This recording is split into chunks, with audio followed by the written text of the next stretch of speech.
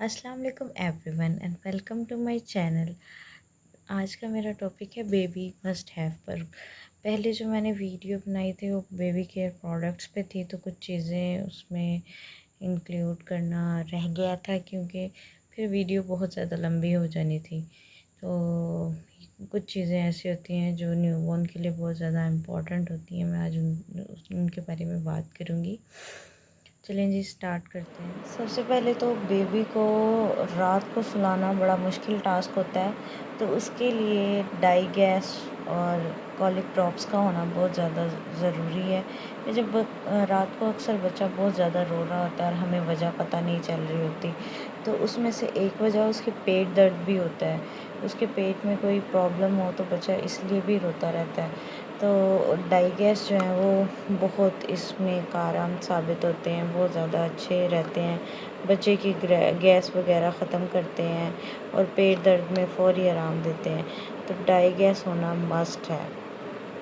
उसके बाद जी, अगर विंटर्स हैं तो बच्चे का नाक बंद बहुत ज़्यादा होता है। मेरी आइज़ल का तो बहुत ज़्यादा नाक बंद होता था, तो मुझे डॉक्टर ने ये नेज़ल ड्रॉप्स रिकमेंड किए थे नोर्सलाइन पे। ये बहुत अच्छे नेज़ल ड्रॉप्स हैं। एक एक ड्रॉप दोनों नाक में मैं डाल देती थी। अगर उसका नाक बंद होता था तो सुबह तक उसका नाक खुल जाता था।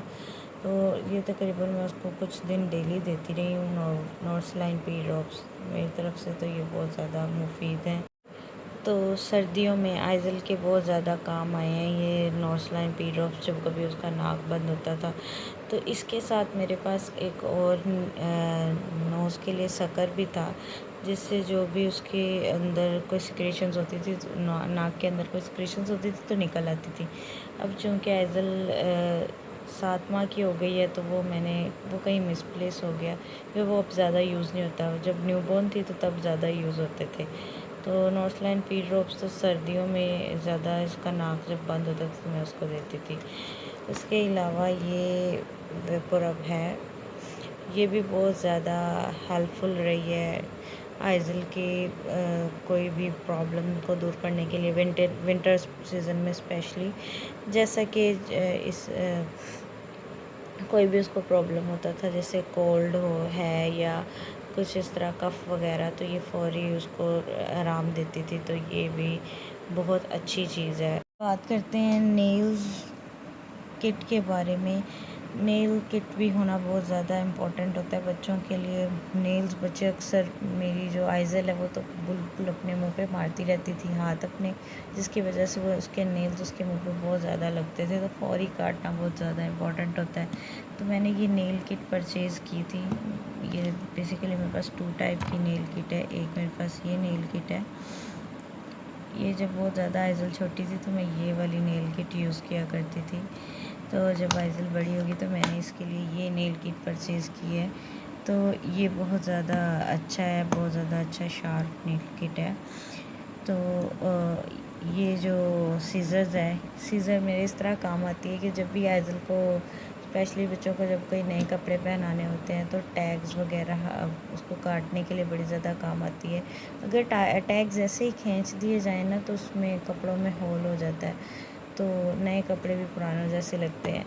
तो ये जो सीज़र्स हैं ये भी बहुत ज़्यादा हेल्पफुल होते हैं। कोई उसका नया टैग काटने में, या उसके जो फार्मूला मिल्क है उसको काटने में, उसके रैपर को काटने वगैरह के, इस तरह की चीज़ों के बड़े ज़्यादा काम आता है मेरे तो ये 3 चीज़ें तो मेरे बहुत ज़्यादा काम आती हैं। आइज़ल के जब नाखून इस तरह कभी कभी होते हैं कि बहुत ज़्यादा भुरभुरे हो रहे होते हैं, तो वो नेल से नहीं कट रहे होते, तो कटर से नहीं कट रहे होते, तो नेल कटर को मैं थोड़ा यूज़ करके तो कुछ इससे मैं उसको फाइल कर देती हूँ उसके नेल्स को। तो ये काफ़ी अच्छी चीज़ है बच्चों के लिए। उसके बाद बात करूँ तो डायपर्स तो सारे बच्चे ही यूज़ करते हैं, तो सारी माएँ बच्चों के लिए यूज़ करती हैं डायपर्स। तो डायपर्स के लिए जो बेबी वाइप्स हैं वो सभी माएँ लेती हैं, लेकिन ये जो वाइप्स हैं ये मेरे ख़्याल से तो मस्ट हैव में है। ये वाइप्स काफ़ी हैंडी होती हैं और यहाँ से ये ओपन होती है और आराम से बंदा निकाल लेता है इसमें से। ये इन केस ट्रैवल साइज़ है ये, और ट्रैवल के लिए बड़ी ज़्यादा अच्छी होती हैं। तो ट्रैवल साइज़ भी आपके पास होना इम्पॉर्टेंट है। اگر آپ کہیں زیادہ دور نہیں جا رہے اور آپ کے بیگ میں یہ بہت کم جگہ گھیرتی ہیں تو it comes really handy. Newborns کے کان صاف کرنا بھی بہت بڑا ایک ٹاسک لگتا ہے مجھے، تو آئزل کے کان صاف کرنا ایک ٹاسک لگتا تھا، ڈر بھی لگتا تھا، تو یہ بہت کارآمد چیز ہے اس کے لیے، یہ ہونا بھی بہت زیادہ امپورٹنٹ ہے۔ میں تو اب آئزل کے زیادہ تر نوز اور ایئر اسی سے کلین کرتی ہوں۔ اب تھوڑی سی بات کر لیتے ہیں فیڈر اور اس کی کلیننگ کے بارے میں، تو یہ بہت زیادہ امپورٹنٹ چیز ہے۔ فیڈر کلیننگ میں یہ بہت زیادہ اچھا رہتا ہے، فیڈر اچھے سے کلین ہو جاتا ہے اور کوئی بھی اس میں کوئی ذرات وغیرہ باقی نہیں بچتے، اور اس کی خاص بات یہ ہے کہ یہ نپل کو بھی بڑی اچھی طرح سے کلین کرتا ہے، کیونکہ اس کی جو بیک پہ یہ نپل کلینر بھی الگ سے ہوتا ہے، تو یہ بہت زیادہ اچھا ہوتا ہے جب بیبی کے فیڈر وغیرہ کلین کرنے کے لیے بہت اچھا رہتا ہے، تو یہ بھی ہونا چاہیے۔ تو بچے جو فارمولا فیڈ پہ ہوتے ہیں وہ اکثر دودھ باہر نکال دیتے ہیں، تو اس پہ یہاں پہ ایک اور بات بھی میں شیئر کرنا چاہوں گی کہ دودھ جو بچے نکالتے ہیں شروع والے دنوں میں جو فارمولا ملک پہ ہوتے ہیں تو وہ نارمل ہوتا ہے، اگر وہ کم مقدار میں نکال رہے ہیں، تھوڑی وقفے میں نکال رہے ہیں تو وہ نارمل ہے، اگر وہ زیادہ مقدار میں نکال رہے ہیں تو پھر آپ کو پریشانی کی بات ہے۔